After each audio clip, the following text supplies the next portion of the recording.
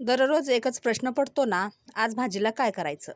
आणि कधी-कधी घरात भाजीच नसते. अशा वेळी काळजी करू नका, कारण आज मी घेऊन आले एकदम झणझणीत, चविष्ट आणि पारंपरिक पाटवडी रस्सा रेसिपी. ही भाजी इतकी स्वादिष्ट लागते, की एकदा खाल्ली की पुन्हा-पुन्हा बनवावीशी वाटेल. कमी साहित्यामध्ये अगदी सोप्या पद्धतीने आणि हॉटेल स्टाईल चवीला रस्सा आपण आज बनवणार आहोत. तर व्हिडिओ शेवटपर्यंत नक्की पहा. व्हिडिओ आवडला तर लाईक करा, चॅनलला सबस्क्राईब करा आणि चला तर मग सुरुवात करूया आपल्या झणझणीत पाटवडी रश्श्याला. तर कुठेही व्हिडिओ स्किप न करता बघा. तर सर्वात आधी इथे ना गॅसवर मी एक कढई ठेवली, त्यामध्ये मी अर्धा पळी तेल टाकलं. त्यामध्ये 1 चम्मच मी मिरची आणि लसणाची पेस्ट टाकून घेतली. मोहऱ्या जिरे टाकले आणि 1 ग्लास पाणी टाकलं. आता त्या पाण्याला छान असं आदन येऊ द्यायचं, म्हणजे उकळा येऊ द्यायचा. आणि त्यानंतर 1 वाटी इथे मी बेसन थोडं थोडं करून याला हटून घेतलं. तर थोडं थोडं बेसन अशा प्रकारे पहिले लाटण्याने हटून घ्यायचं, किंवा तुम्ही चम्मचने सुद्धा हटू शकता. आणि त्यानंतर तर गॅसची फ्लेम थोडी स्लो करायची, छान घट्टसर हे बेसन हटून घ्यायचं. आणि आता इथे आपल्याला एक ताट घ्यायचं, ताटाला थोडंसं तेल लावायचं आणि हे बेसन जे आहे ना ते गरम गरम जे ताटात आपल्याला टाकून घ्यायचं. थंड नाही करायचं, म्हणजे थोडं थंड केलं तर चालेल, कोमट असायला पाहिजे. नाहीतर थंड करून जर टाकलं ना तर आपण ज्या वड्या करतो ना थापणाच्या, त्या वड्या येणार नाहीत, तुटतील. त्यामुळं थोडंसं गरम असलं पाहिजे. तर अशा प्रकारे हे बेसन या ताटामध्ये टाकून घ्यायचं. आणि इथे ना आपण जेव्हा बेसन हटतो ना तर पाण्याचं प्रमाण आणि बेसन किती घ्यायचं त्यानुसार एकदम परफेक्ट पाहिजे, तर आपल्या ह्या वड्या बरोबर येतील. म्हणजे मी इथे 1 वाटी बेसनासाठी 1 ग्लास पाणी घेतलेलं आहे. त्या प्रकारे तुम्ही सुद्धा घेऊ शकता. तुम्हाला वाढवायचं असेल तर तुम्ही प्रमाण वाढवू शकता. तर इथे पाण्याचा हात घ्यायचा आणि ही थापून घ्यायचं बेसन. आता वरतून थोडीशी कोथिंबीर टाकायची आणि हे सुक्कं खोबरं मी घेतलेलं आहे, थोडं ते टाकायचं. तुम्हाला आवडत असेल तर टाका, किंवा स्किपसुद्धा करू शकता. आणि आता इथे अशा प्रकारे खोबरं टाकल्यानंतर थोडंसं थापून घ्यायचं. आणि थंड झाल्यानंतर आपल्याला याच्या वड्या कट करून घ्यायच्या. आता इथं गरम गरम याला कापायचं नाही, नाहीतर वड्या तुटू शकतील. थंड करायचं आणि थंड झाल्यानंतर अशा प्रकारे सुरीने या वड्या आपल्याला कापून घ्यायच्या. खूप टेस्टी वड्या होतात. आणि कधी कधी असं होतं की आपल्या घरात भाजीला काय नाही, तर घरात बेसन पीठ असेल तर तुम्ही अशा प्रकारे भाजी करून खाऊ शकता. किंवा कधी कधी असं होतं की भाजी खाऊन कंटाळा येतो, म्हणजे तर काहीतरी वेगळं खायचं असेल आणि झणझणीत खायचं असेल, तर त्यावेळीसुद्धा तुम्ही अशा प्रकारे भाजी करून खाऊ शकता. तर बघू शकता किती छान वड्या झालेल्या आहेत. ह्या अशा नुसत्यासुद्धा खाऊ शकता, पण आता मी पाटवडी रस्सा करणार आहे, त्यामुळे मी आता याच्यासाठी रस्सा बनवणार आहे. तर हे ठेवायचं साईडला आणि आता आपल्याला रस्सा बनवायला घ्यायचा. तर रस्सा पण खूप साधा, सोपा, अगदी कमीत कमी साहित्यात बनवणार आहे. तर सर्वात आधी गॅसवर कढई ठेवायची.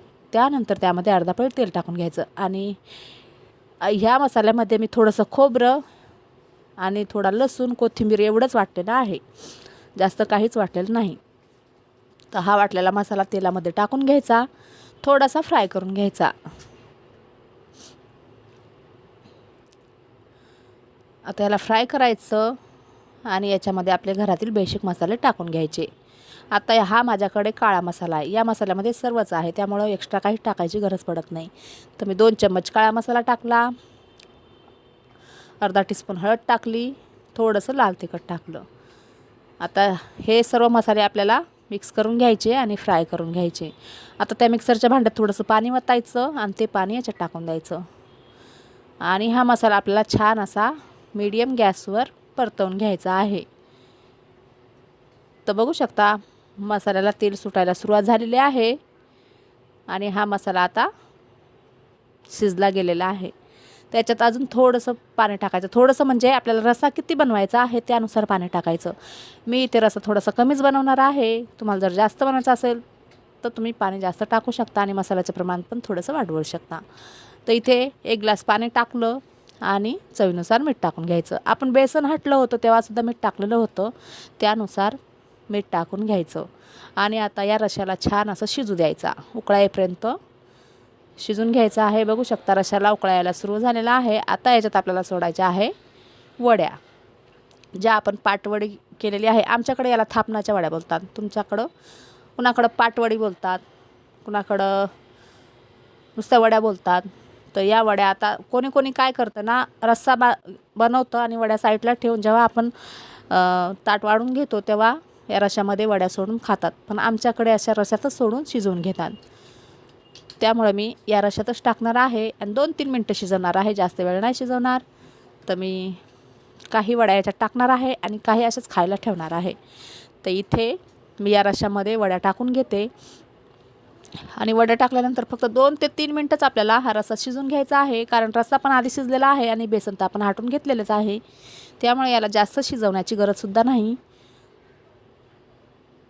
आता मी याच्यात वड्या टाकल्या आणि थोडंसं आपल्याला याला जास्त मिक्स करायचं नाही, नाहीतर वड्या तुटू शकतात. अलगद हाताने याला मिक्स करायचं आहे.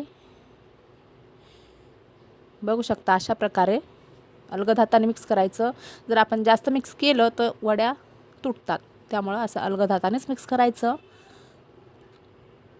बघू शकता 2 ते 3 मिनटं मी छान असा हा वड्याचा रस्सा शिजवून घेतलेला आहे आणि चमचमीत झणझणीत असा पाटवडी रस्सा रेडी झालेला आहे. तर तुम्ही याला ज्वारीच्या भाकरीसोबत, भातासोबत किंवा चपातीसोबत खाऊ शकता. आता भाजीला काय करावे सुचत नसेल किंवा भाजी नसेल तर अशा प्रकारे तुम्ही झणझणीत पाटवडी रस्सा बनवून खाऊ शकता. तर ही रेसिपी रेडी आहे. तुम्हाला जर ही रेसिपी आवडली तर व्हिडिओला लाईक, शेअर, कमेंट जरूर करा. चॅनलला एक सबस्क्राईब नक्कीच करा. चला तर भेटूया परत एका नवीन व्हिडिओमध्ये नवीन रेसिपी घेऊन. बाय. जय महाराष्ट्र.